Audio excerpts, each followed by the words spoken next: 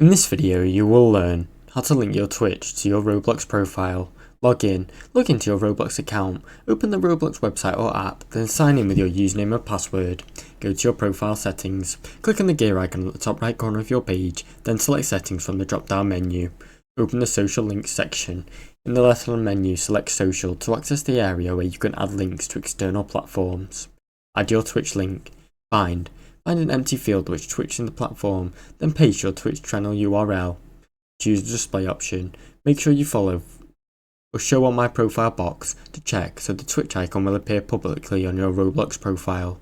Save changes and verify the link. Click save, then visit your Roblox profile page to ensure the Twitch icon is visible and redirects directly to your channel. Now you know how to link Twitch to your Roblox profile. Thanks for watching. Don't forget to like and subscribe.